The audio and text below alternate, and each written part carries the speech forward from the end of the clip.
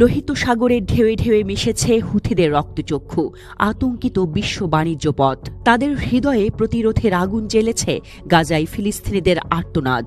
Houthi বিদ্রোহীরা হৃদয়ে সেই দগদগে আগুন নিভিয়েছে সুয়েজ খালের জলপথ লোহিত সাগর নিয়ন্ত্রণে নিয়ে। এই বাণিজ্যিক রুটে আজ পশ্চিমা অর্থনীতির হৃদস্পন্দনও কাঁপে তাদের হাতের ইশারায়। শত শত জাহাজ দিক হারিয়েছে, বাণিজ্যের গতিপথ বদলেছে।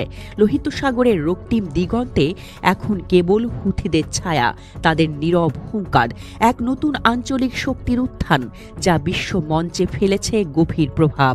ইসরায়েলের বিরুদ্ধে প্রতিরোধের এই দামামা হয়তো আরও দীর্ঘ হবে।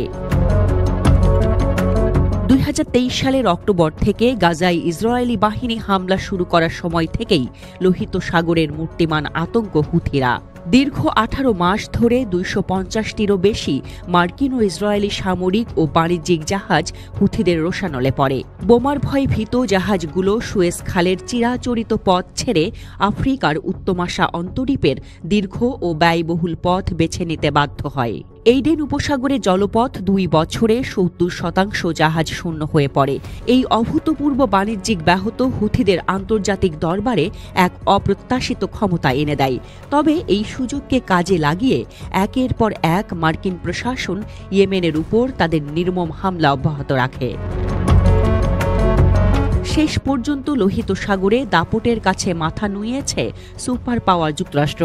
উপায় না পেয়ে হুথিদের সঙ্গে যুদ্ধবিরতিতে সম্মত হয়েছে ট্রাম্প প্রশাসন। হুথিদের চাওয়াটা আসলে কি? যুদ্ধবাজ পশ্চিমাদের বিপক্ষে প্রতিরোধ গড়া, নাকি মধ্যপ্রাচ্যে নিজেদের প্রভাব বিস্তার? তেমনটাই মনে করছেন ইতালীয় ইনস্টিটিউট ফর ইন্টারন্যাশনাল পলিটিক্যাল স্টাডিজের senior associate research fellow Leonora Ardemagni MEE।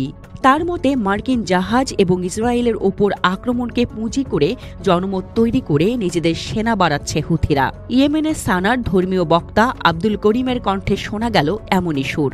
তার মতে বিগত 1.5 বছরে সঠিক পথেই হেঁটেছে তার দেশ।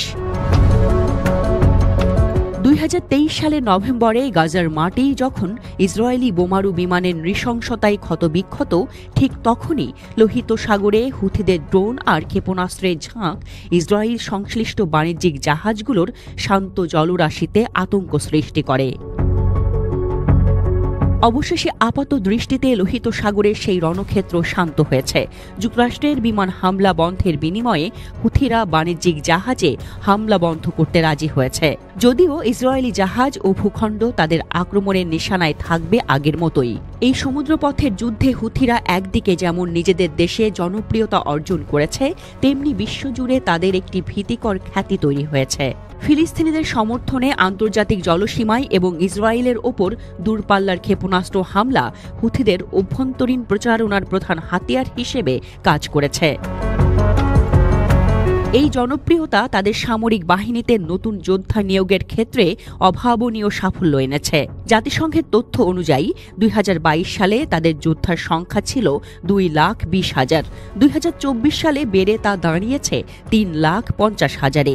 এ আলোচনা থেকেই প্রমাণ হয় যে নিজেদের পরিকল্পনায় সফল হুথিরা।